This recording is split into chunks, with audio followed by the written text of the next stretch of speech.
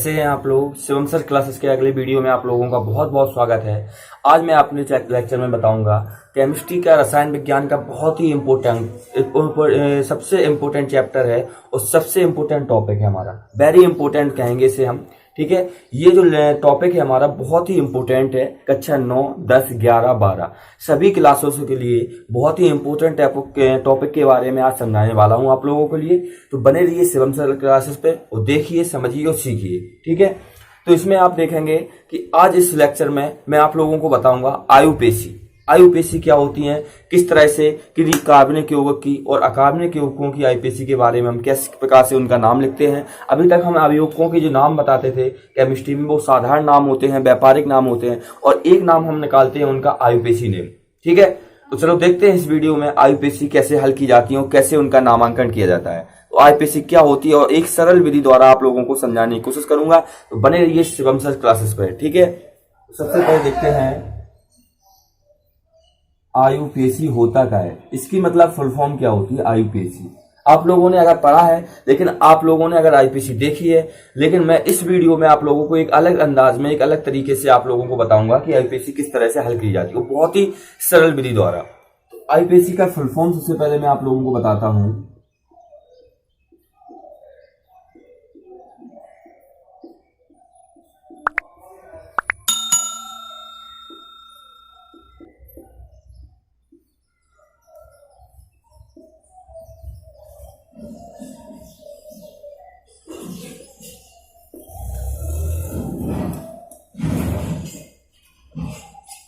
तो बच्चों, आयुपेशी का जो फुल फॉर्म होता है वो इसको ऐसे बोलते हैं हम, IC international union of pure and applied chemistry. मतलब अगर इसकी हम परिभाषा के रूप में कहें तो रसायन विज्ञान की एक ऐसी अंतर्राष्ट्रीय पद्धति जिसके द्वारा हम आयुपेशी का नामांकन करते हैं, ठीक है, उसको हम बोलते हैं क्या, आयुपेशी। तो इसके द्वारा एक अंतर्राष्ट्रीय पद्धति होती है नामांकन की जो रसायन विज्ञान में लागू होती है। तो इसके द्वारा हम पढ़ेंगे और एक ऐसे मेथड के द्वारा जिससे कि आप लोगों को आसानी से समझ में आ जाएगा, ठीक है। तो आयुपेशी समझने से पहले मैं आप लोगों को एक मेथड बताने वाला हूं, एक कॉन्सेप्ट, एक तरीका, जिससे कि आप लोगों को अच्छे से समझ में आ जाएगा।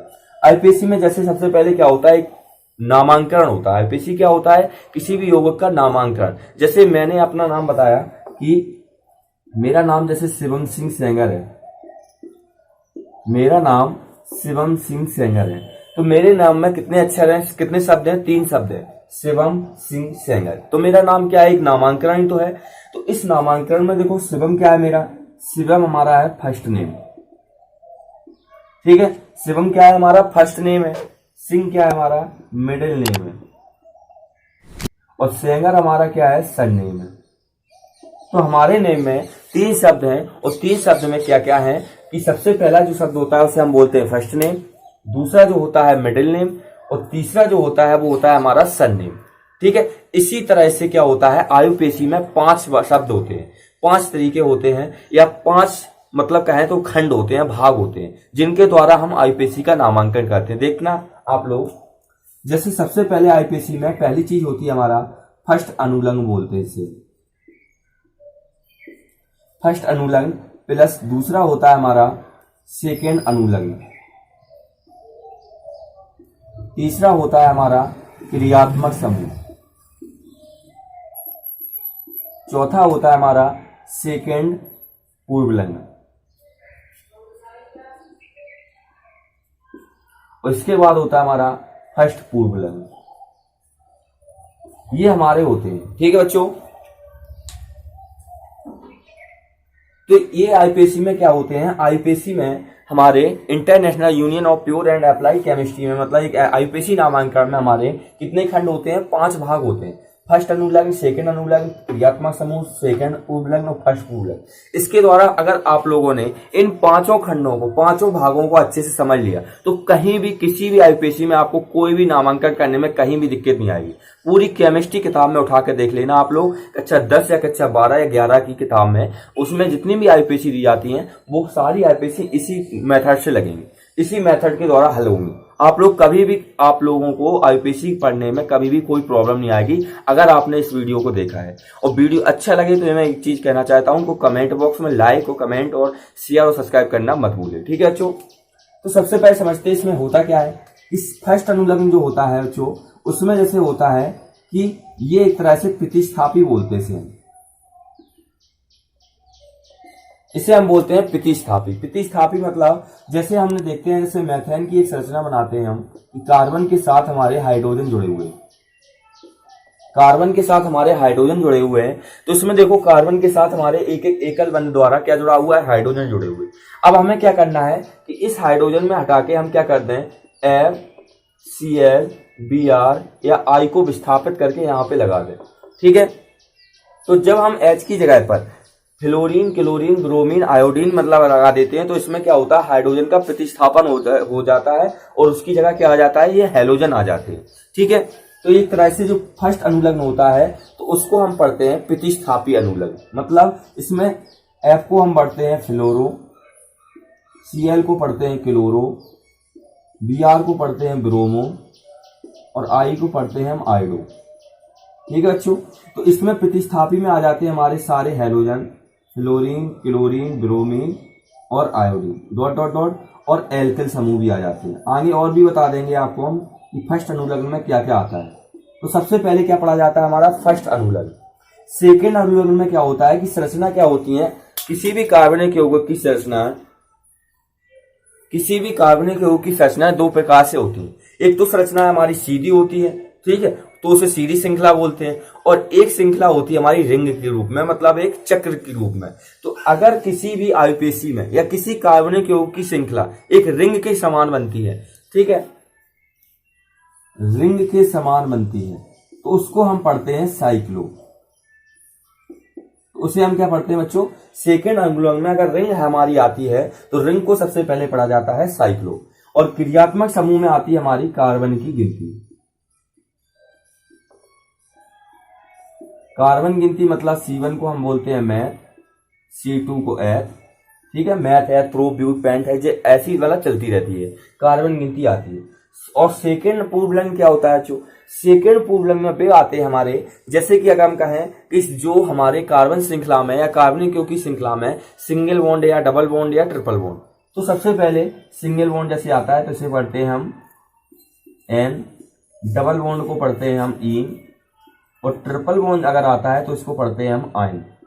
ठीक है, और फर्स्ट पूर्वलग्न में आते हैं हमारे क्रियात्मक समूह। ठीक है, एक चीज मिस्टेक हो गई यहां पे, क्रियात्मक समूह की जगह हम लिख सकते हैं कार्बनिक समूह, कार्बनिक समूह लिख सकते हैं।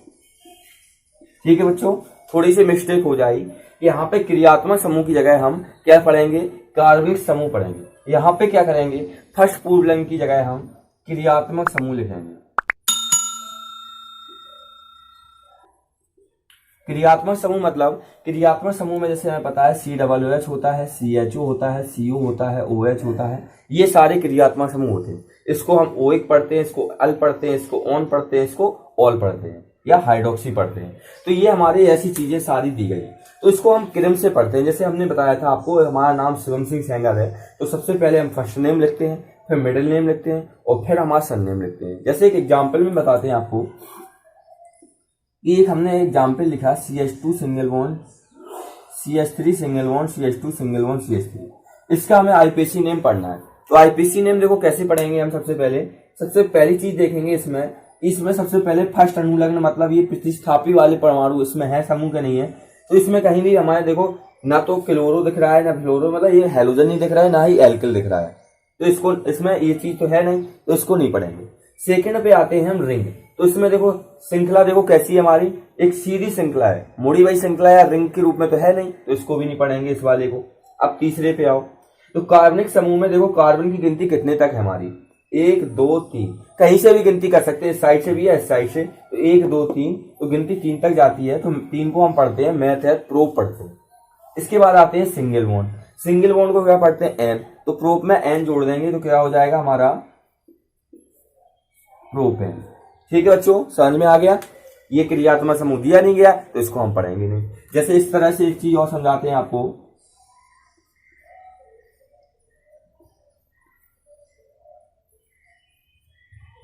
ठीक है, जैसे एक हमने एक कार्बनिक यौगिक की श्रृंखला ली, ए श्रृंखला में देखो क्या है, ठीक है बच्चों। इस श्रृंखला में देखो क्या है, इस श्रृंखला में आप लोगों को दिख रहा होगा एक रिंग दिख रही है। सबसे पहली चीज इस पे आओ, हमें क्या करना है, इसी के अनुसार चलना है। पहला स्टेप ये, फिर दूसरा स्टेप ये, फिर तीसरा, फिर चौथा, फिर पांचवा। अगर आप लोगों ने इस स्टेप को समझ लिया, इस मेथड को समझ लिया, तो किसी भी आईपीसी में आपको कहीं भी कोई प्रॉब्लम नहीं आएगी। तो इसमें क्या है देखो, सबसे पहले समझो क्या है। तो पहली चीज देखो इसमें है कि हैलोजन या एल्किल समूह इसमें है, नहीं जुड़े हुए हैं, इस चीज को हम छोड़ देंगे पहले स्टेप को। अगर नहीं है तो उसको छोड़ दो। दूसरा में देखो कि ये जो श्रृंखला जो बनी है वो किस तरह से बनी है, मुख्य रूप में मतलब एक सीधी श्रृंखला बनी है या एक रिंग के रूप में है। तो देखो इसमें दिख रहा होगा कि ये कैसी है, एक बंद श्रृंखला है हमारी। तो बंद श्रृंखला है तो सबसे पहले क्या लिखेंगे इसमें हम, साइक्लो के बाद देखो यहाँ पे कार्बन की गिनती कितने तक हमारी, 1 2 3, मतलब 3 को क्या पढ़ते हैं हम, मेथड प्रोप। फिर देखो यहाँ पे सिंगल बॉन्ड लगा है तो प्रोप में एन जोड़ देंगे तो क्या हो जाएगा, प्रोपेन। तो क्या होगा, इसका नाम क्या होगा, साइक्लोप्रोपेन, क्योंकि क्रियात्मक समूह में है नहीं तो इसका नाम क्या होगा, साइक्लोप्रोपेन। समझ में आ गया बच्चों। एक एग्जाम्पल और देखते हैं।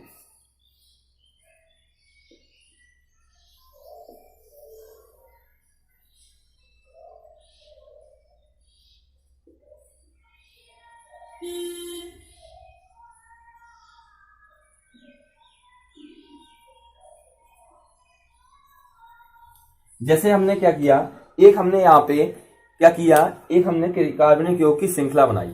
तो इसमें देखो क्या करना है बच्चों, हमें इसकी आईयूपीएसी नामांकन करना है। तो सबसे पहली चीज देखते हैं इसमें, पहली चीज इसमें ये देखते हैं कि इसमें फर्स्ट अनुलग्न या प्रतिस्थापी अनुलग्न है कि नहीं है। तो इसमें देखो सबसे पहले क्लोरो लगा है और फिर मेथिल लगा है। तो सबसे पहले क्लोरो किस नंबर पे लगा, सबसे पहले पढ़ेंगे इस चीज को।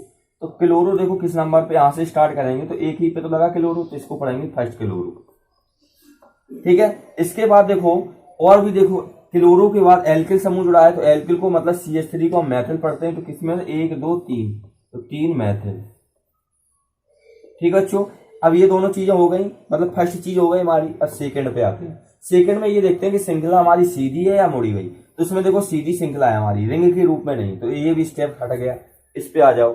इसमें देखो कार्बन गिनती कितने तक गई है, 1 2 3 4, तो 4 को हम पढ़ते हैं मैथ एथ प्रो ब्यूट पढ़ेंगे यहाँ पे। इसके बाद इस पे आ जाओ। इसमें देखो सिंगल बॉन्ड लगा है या सिंगल डबल बॉन्ड, तो सिंगल बॉन्ड लगा है तो सिंगल बॉन्ड मतलब ब्यूट में एन जोड़ देंगे तो क्या हो जाएगा, ब्यूटेन। क्रियात्मक समूह है नहीं तो क्या हो जाएगा, इसका नाम फर्स्ट क्लोरो 3 मेथिल ब्यूटेन, ठीक है। तो इस तरह से आप लोगों को क्या करना है, आईयूपीएसी का नामांकन करना है, ठीक है। तो मैंने इस वीडियो में आप लोगों को केवल बेसिक समझाया है। अगले वीडियो में मैं आप लोगों को पूरा डिस्कशन कर दूंगा कि आईयूपीएसी क्या होता है। इसलिए मैं कहता हूं कि वीडियो बने रहिए। और जो भी वीडियो आप लोगों को छूट गए हैं तो मैंने डिस्क्रिप्शन में उसकी लिंक दे दी है, आप लोग प्लीज उस पर जाके वीडियो को पूरा देखिए, समझिए और सीखिए, ठीक है। और लाइक और कमेंट और शेयर करना मत भूलिए। ओके बच्चों।